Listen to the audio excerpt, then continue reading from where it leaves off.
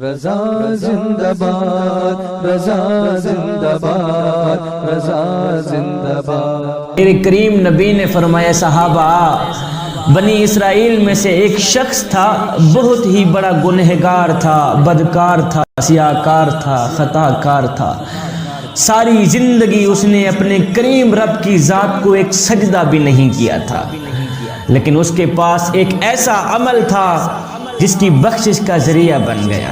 وہ عمل کون سا تھا؟ میرے کریم نبی فرماتے ہیں اس شخص کے پاس ایک دن ایک بوڑھا آدمی آیا، آ کر کہتا ہے میاں میں غریب شخص ہوں، گھر میں فاقہ ہی فاقہ ہے، امیری کا جنازہ نکل گیا ہے، غربت عروج پر آ گئی ہے، لہٰذا کل میری بیٹی کی شادی ہے، میری بیٹی کا نکاح ہے اور میرے پاس کوئی پیسے نہیں ہیں، میں آپ کے دروازے پہ آیا ہوں کچھ مانگنے کے لیے، مجھے تھوڑا سا قرض دے دو، جا کے میں اپنی بیٹی کے ہاتھ پیلے کر لوں اور بعد میں محنت مزدوری کر کے میں آپ کو قرض واپس دے دوں گا، تھوڑے پیسے لینے کے لیے آیا ہوں۔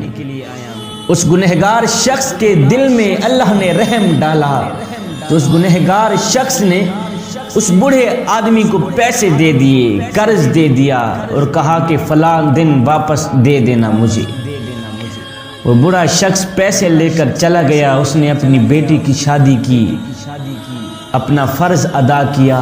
پھر اس گنہگار شخص نے اپنی زندگی کا ایک معمول بنا لیا کہ جو بھی پریشان حال بندہ اس کے دروازے پہ آتا کچھ مانگنے کے لیے تو یہ اس کو قرض دیتا۔ اللہ اکبر۔ جب قرض لینے کی باری آتی تو یہ گنہگار شخص کیا کرتا؟ اپنے منشی کو رجسٹر دیتا، جا بھی قرض وصول کر کے آ، اور ایک بات کا دھیان رکھنا، ایک بات کا خیال رکھنا کہ جس کے پاس قرض نہ ہو، پیسے نہ ہو واپس دینے کے لیے تو اس کو جھڑکانا مت، اللہ کی مخلوق کو پریشان نہ کرنا میاں۔ اگر اس کے پاس پیسے ہوں گے تو ہمیں دے دے گا، نہ ہو اس کو جھڑکانا مت، پریشان نہ کرنا، مزید پریشان کو پریشانی میں مبتلا نہ کرنا، دکھے بندے کو دکھ میں مبتلا نہ کرنا، چپ کر کے آگے چلے جانا۔ پیسے نہ ہوں، قرض وہ ہمیں واپس نہ دے تو اس کو جھڑکانا مت، آگے چلے جانا۔ اللہ اکبر۔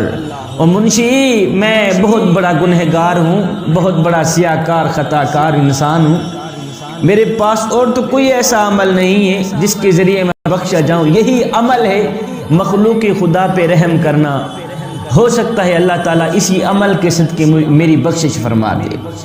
میرے کریم نبی فرماتے ہیں اس کا یہی عمل میرے اللہ کو اتنا پسند آیا، اتنا پسند آیا کہ جب وہ شخص مرا تو میرے کریم نبی نے فرمایا گنہگار بندے، تو نے میری غریب مخلوق پہ رحم کیا، تو نے میرے بندوں پہ رحم کیا، آج میں تیرے اوپر رحم نہ کروں مجھے رب العالمین آکھے گا کون؟ اللہ، مجھے کائنات کا رب کون کہے گا؟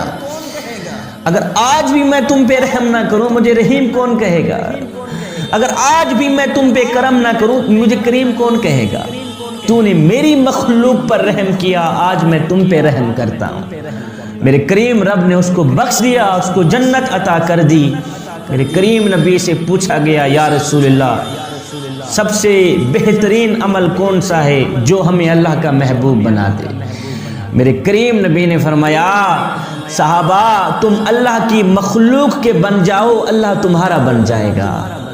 تم اللہ کی مخلوق کی خدمت کرو اس سے پہلے کہ تمہاری خدمت کی جائے، ان پہ رحم کرو اس سے پہلے کہ تم پہ رحم کیا جائے، غریب مخلوق پہ کرم کرو اس سے پہلے کہ تم پہ کرم کیا جائے۔ سب سے بہترین عمل یہ ہے کہ یتیموں کے سروں پہ ہاتھ رکھنا، اللہ اکبر، غریبوں کی دیکھ بھال کرنا، غریبوں کی مدد کرنا، غریبوں کی خدمت کرنا، غریبوں کے چھوٹے چھوٹے بچوں کے سروں پر شفقت بھرا ہاتھ رکھنا سب سے بہترین عمل ہے جو اللہ کو محبوب بنا دے گا۔ تو اے بندے، اگر تیرے محلے میں کوئی شیعہ رہتا ہے، کوئی سنی وہابی دیوبند یا کسی اور مذہب کا رہتا ہے، اس کا حساب وہ خود دے گا، لیکن اگر روٹی نہ ملنے کی وجہ سے رات کو بھوکا سو گیا، اے بندے اس کا حساب تجھے